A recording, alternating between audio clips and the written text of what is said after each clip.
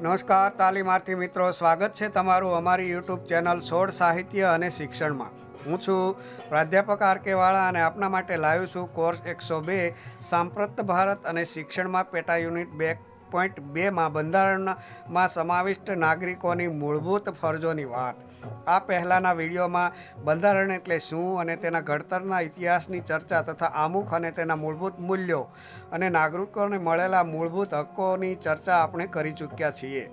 આ વિડીયોમાં નાગરિકોએ કઈ કઈ ફરજો પાળવાની છે તેની ચર્ચા કરીશું. મિત્રો, FI BEd સેમ 1માં અભ્યાસ કરતા તમામ તાલીમાર્થી ભાઈ બહેનોને આ વિડીયો ખૂબ ઉપયોગી બનશે, એટલે વિડીયોને પૂરો જોવા અને વિડીયોને લાઇક, શેર અને કોમેન્ટ કરવા તથા ચેનલ સાથે જોડાવા, ચેનલને સબસ્ક્રાઈબ કરવા આપને મારી વિનંતી છે. મિત્રો, ભારતમાં પ્રાચીન સમયથી જ લોકો હકો કરતાં ફરજો પ્રત્યે વધુ સભાન હતા. જે રીતે નાગરિકોને મૂળભૂત હકો આપવામાં આવ્યા છે તે રીતે નાગરિકોની કેટલીક મૂળભૂત ફરજોનો પણ સમાવેશ સન 1976માં બંધારણમાં સુધારા કરી કરવામાં આવ્યો છે. બંધારણમાં મૂળભૂત ફરજોનો સમાવેશ કરવા પાછળનો હેતુ નાગરિકોમાં દેશપ્રેમ, રાષ્ટ્રીય ભાવના, ઉચ્ચ આદર્શો અને મૂલ્યો તથા નાગરિકોમાં જાગૃતિ લાવી રાષ્ટ્રના વિકાસ અને ઉન્નતિ માટે કામ કરવાનો હતો. રાષ્ટ્રની એકતા, અખંડિતતા અને સાર્વભૌમના રક્ષણ માટે દેશના નાગરિકો યથાયોગ્ય ફાળો આપે તથા સમાજમાં શાંતિ, સલામતી, સદભાવના, સંવાદિતા અને કોમી અખલાસની ભાવના જાળવી રાખવાનું કર્તવ્ય દેશના પ્રત્યેક નાગરિકનું છે. બાળકોમાં દેશ માટેની ફરજો જાગૃત કરવા દરેક પાઠ્યપુસ્તકમાં પ્રથમ પાના પર આ ફરજો આપવામાં આવી છે. બંધારણમાં ફરજોનો સમાવેશ 6 જાન્યુઆરી 1976માં કરવામાં આવ્યો હોવાથી 6 જાન્યુઆરીના દિવસને મૂળભૂત ફરજ દિન તરીકે ઉજવવાનું પણ નક્કી કરવામાં આવ્યું છે. ફરજોના પાલનથી સમાજ અને રાષ્ટ્ર કે રાજ્ય સ્થિરતા જાળવી શકે છે. બંધારણમાં કલમ 51A ફરજોનો ઉલ્લેખ કરવામાં આવ્યો છે. જે રીતે દેશમાં નાગરિકો હકો ભોગવવા જેટલા ઉત્સુક હોય છે એટલા જ ઉત્સુક ફરજ પાળવામાં પણ હોવા જોઈએ, કારણ કે હક અને ફરજ વચ્ચે ગાઢ સંબંધ છે. બંને પરસ્પર ગાઢ રીતે સંકળાયેલા છે, અથવા તો એક સિક્કાની બે બાજુ છે તેમ કહીએ તો ચાલે. તેને અલગ કરી શકાય નહીં.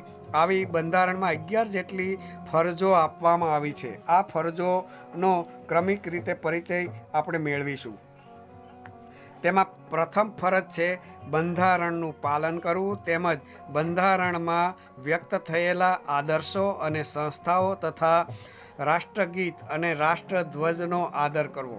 બંધારણનું પાલન કરવું એટલે બંધારણમાં જે નિયમો છે, સિદ્ધાંતો છે તેને અનુસરવું. બંધારણ ખૂબ મથામણના અંતે બનેલ છે, એટલે તેમાં શંકા કરવી જોઈએ નહીં. બંધારણમાં જે પણ નિયમો છે તે ભારતીય સમાજ અને નાગરિકોના વિકાસ માટેના નિયમો છે. તેથી આવા નિયમોનું સન્માન કરવું અને તેમાં શંકા કુશંકાઓ ઉત્પન્ન ન થાય તેની કાળજી રાખવી. સાથે ન્યાયની વ્યવસ્થા અને જોડાયેલી સંસ્થાઓ અને રાજ્ય વહીવટ સાથે જોડાયેલી સંસ્થાઓ, કોર્ટ, ન્યાયાલય, સચિવાલય વગેરેનું સન્માન કરવું તથા ભારતના ગૌરવરૂપ પ્રતીકોનું પણ સન્માન કરવું. ખાસ કરીને રાષ્ટ્રધ્વજ અને રાષ્ટ્રગીત આપણા રાષ્ટ્રની શાન છે, તો તેને હંમેશા સન્માન આપવું. રાષ્ટ્રધ્વજને સલામી આપવી તથા તેનું જતન અને કાળજી રાખવી. જ્યાં ત્યાં ફેંકવો નહીં, અયોગ્ય ફરકાવવો નહીં, તેના માટેના નીતિ નિયમો અનુસરવા તથા રાષ્ટ્રગીતના ગાન વખતે સાવધાનીપૂર્વક ઊભા રહી રાષ્ટ્રગીતને માન અને સન્માન આપવું એ આપણી પ્રથમ ફરજ છે. મિત્રો, ત્યાર પછીની ફરજ છે સ્વતંત્રતા સંગ્રામના ઉદ્દાત્ત વિચારો અને પ્રેરણાદાયી આદર્શોનો આદર કરવો અને તે અનુસાર વર્તવું. મિત્રો, આપણે અંગ્રેજોની ગુલામીમાંથી આઝાદ થયા. આ આઝાદી ભારત દેશને સરળતાથી મળી નથી. તેના માટે ઘણા લોકોએ બલિદાન આપ્યા છે. અનેક સંઘર્ષો પછી આઝાદી પ્રાપ્ત થઈ છે. તે આઝાદી માટે ઝઝૂમનારા શૂરવીરો અને દેશવાસીઓના આ ઉમદા કાર્યને બિરદાવવા અને તેમના વિચારો પ્રમાણે ચાલવું, તેમના જેવા બનવા પ્રયત્ન કરવો, તે પણ આપણી ભારત દેશના નાગરિક તરીકેની ફરજ છે. ત્યાર પછીની ફરજ છે ભારતના સાર્વભૌમત્વ, એકતા અને અખંડિતતાનું સમર્થન કરવું અને તેનું રક્ષણ કરવું. મિત્રો, કોઈપણ દેશના નાગરિકોની મહત્ત્વની ફરજ પોતાના દેશની અખંડિતતા જાળવવાની હોય છે. પોતાના દેશની સાર્વભૌમ પર કોઈની નજર ન લાગે, કોઈ તેના પર નજર ન બગાડે તે પણ તેની ફરજ છે. પ્રાચીન સમયના કેટલાક યુદ્ધો દેશની અખંડિતતા માટે લડાયા છે. દેશને જરૂર પડે તો બલિદાન આપવા માટે પણ દેશના દરેક નાગરિકોએ તત્પર રહેવું જોઈએ. ત્યાર પછીની ફરજ છે જ્યારે જરૂર પડે ત્યારે અને હાકલ કરવામાં આવે ત્યારે દેશનું રક્ષણ અને રાષ્ટ્રની સેવા કરવા માટે તત્પર રહેવું અને ઉત્સાહભેર જોડાવું. દેશની રક્ષા કરવી અને કહેવામાં આવે ત્યાં રાષ્ટ્રની સેવા કરવી, આ ફરજ દેશના દરેક નાગરિક માટે ખૂબ મહત્ત્વની છે. દેશનું રક્ષણ તો કરવાનું જ છે, પણ જ્યારે દેશને જરૂર પડે ત્યારે દેશ અને દેશબંધુ સાથે ખભે ખભા મિલાવીને મદદ કરવી તે પણ ફરજ છે. દેશમાં જો કોઈ કુદરતી આપત્તિ આવે, દાખલા તરીકે કોઈ વાયરસ, ભૂકંપ, પૂર, તો આવા સમયે દેશબંધુને શક્ય તેટલી મદદ કરવાની આપણી ફરજ છે. ભારત દેશના પ્રત્યેક નાગરિકની આ મહત્ત્વની ફરજ છે. ત્યાર પછીની ફરજ છે ભારતના બધા લોકો વચ્ચે ભાઈચારાની ભાવનાની વૃદ્ધિ કરવી, લોકો વચ્ચે સુસંવાદિતા સ્થાપવી અને સ્ત્રીના ગૌરવને હાનિ પહોંચાડનારા વ્યવહારોનો ત્યાગ કરવો. જે દેશમાં ભાઈચારો વધારે હોય તેવા દેશમાં મોટાભાગની સમસ્યા સમાપ્ત થાય છે. ભારત જેવા બહુસંસ્કૃતિ ધરાવતા રાષ્ટ્રમાં ભાઈચારાની ભાવના લાવવી ખૂબ જરૂરી છે. જુદા જુદા સમાજો વચ્ચે વૈમનસ્ય ઊભા થાય જેની કાળજી દરેકે રાખવી જોઈએ તથા સ્ત્રીનું હંમેશા સન્માન કરવું જોઈએ. સ્ત્રી વિષયક કોઈ પણ નકારાત્મક વિચાર છોડી દેવા અને સ્ત્રીના વિકાસ માટેના કાર્યો કરવા તથા સ્ત્રીને સમાજમાં સમાન દરજ્જો આપવાની પણ આપણી નૈતિક ફરજ છે. ત્યાર પછીની ફરજ છે રાષ્ટ્રના સમૃદ્ધ અને સમન્વિત સાંસ્કૃતિક વારસાનું જતન કરવું. ભારત દેશ જેવો સાંસ્કૃતિક વારસો દુનિયાના કોઈ પણ દેશને મળેલ નથી, કારણ ભારત વિવિધતા ધરાવતો દેશ છે અને ભારતનો વારસો વિવિધતાથી ભરેલો છે. ભાષા, બોલી, પહેરવેશ, રહેઠાણ, કિલ્લા, મંદિરો, મૂર્તિ, ડુંગરો અને સરોવરો એ આપણા વારસાના અંગો છે. તેનું હંમેશા જતન કરવાની આપણી ફરજ છે અને આ વારસો નવી પેઢીમાં આદાન પ્રદાન કરવાની પણ આપણી ફરજ છે.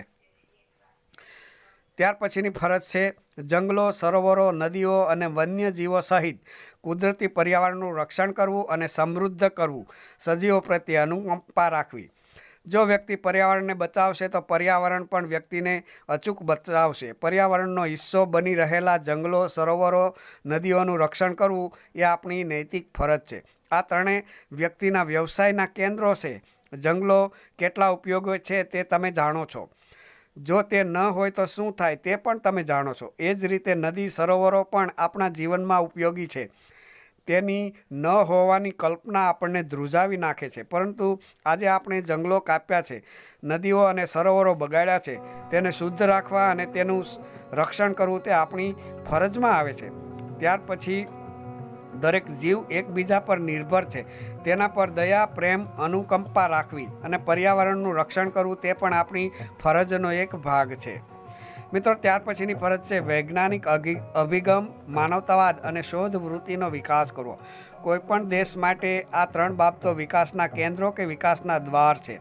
જે દેશનું વિજ્ઞાન આગળ હોય, શોધખોળ વધારે થતી રહેતી હોય કે દેશના નાગરિકોમાં માનવતા વધારે હોય તેવા દેશને વિકાસ કરતો રોકી શકાય નહીં. એટલે આ ત્રણ બાબતો વૈજ્ઞાનિક અભિગમ, માનવતાવાદ અને શોધ વૃત્તિનો દેશના વિકાસ કરવો અને સ્વીકાર કરવો તે પણ આપણી ફરજમાં આવે છે. ત્યાર પછીની ફરજ છે જાહેર મિલકતનું રક્ષણ કરવું અને હિંસાનો ત્યાગ કરવો. કોઈ પણ દેશમાં આંદોલનો થાય ત્યારે માલ મિલકતને નુકસાન પહોંચાડવામાં આવે છે. કરોડો અને અબજો રૂપિયાની માલ મિલકતને નુકસાન થાય છે. ખાસ કરીને સરકારી મિલકત આનો વધારે ભોગ બને છે અને ખરેખર તો સરકારી મિલકતો નાગરિકોના પૈસે બનાવવામાં આવી હોય છે, એટલે આવું દેશ માટે નુકસાનકારક ગણાય છે. એટલે જાહેર માલ મિલકતને નુકસાન ન કરવું તથા હિંસા ન કરવી તે પણ આપણી ફરજનો એક ભાગ છે. ત્યાર પછીની ફરજ છે વૈયક્તિક અને સામૂહિક પુરુષાર્થના ક્ષેત્રોમાં ઉત્કૃષ્ટતા સિદ્ધ કરવા સતત પ્રયત્નશીલ રહેવું, જેથી રાષ્ટ્ર પ્રગતિ અને સિદ્ધિના સોપાનો ઉત્તરોત્તર સર કરતું રહે. ભારતના દરેક નાગરિકની આ ફરજ છે રાષ્ટ્રની પ્રગતિ માટે કાર્ય કરે. જો વૈયક્તિક યોગદાન આપી ન શકાય તો સામૂહિક યોગદાન આપવા પ્રયત્ન કરવો, રાષ્ટ્રની પ્રગતિમાં ભાગીદાર બનવું, જેથી દેશ પ્રગતિના સોપાનો સર કરતું રહે, અને તે આપણી મહત્ત્વની ફરજ છે. મિત્રો, ત્યાર પછીની ફરજ છે મફત, ફરજિયાત અને સાર્વત્રિક રીતે શિક્ષણ પોતાના પાલ્યને આપવું. એ આપણા માતા પિતાની ફરજ છે. 6 થી 14 વર્ષ સુધી ઉંમરના બાળકોને શિક્ષાનો અવસર ઉપલબ્ધ કરાવવો. મફત, ફરજિયાત અને સાર્વત્રિક રીતે શિક્ષણ પોતાના પાલ્યને આપવું એ તેના માતા પિતાની ફરજ રહેશે. બાળકને ભણવાની વય થાય એટલે શાળામાં દાખલ કરવો. એટલું જ નહીં, નિયમિત રીતે સમયસર શાળામાં મોકલવો અને હોમવર્ક કરાવવું, શાળાના નીતિ નિયમો બાળક પાસે પડાવવા એ પણ ભારતના નાગરિક તરીકેની આપણી નૈતિક ફરજ છે. તો મિત્રો, અહીં ભારતના એક નાગરિક તરીકે આપણે પાળવાની થતી કેટલીક ફરજોની વાત કરી. અહીં વિડીયો પૂર્ણ થાય છે. આશા રાખું કે આજનો વિડીયો આપને ઉપયોગી બન્યો હશે. વિડીયો ગમ્યો હોય તો વિડીયોને લાઇક, શેર અને કોમેન્ટ કરજો, અને અમારી ચેનલમાં જોડાવા અમારી ચેનલને સબસ્ક્રાઈબ કરજો. આપણે ફરી મળીશું એક નવા વિડીયો સાથે. હવે પછીનો વિડીયો રાજ્યના માર્ગદર્શક સિદ્ધાંતો વિશેનો હશે, તો વિડીયો જોવાનું ચૂકશો નહીં. આપની શૈક્ષણિક પ્રગતિ અવિરત ચાલુ રહે એવી ઈશ્વરને પ્રાર્થના અને શુભેચ્છા સાથે આપ સૌનો ખૂબ ખૂબ આભાર. ધન્યવાદ.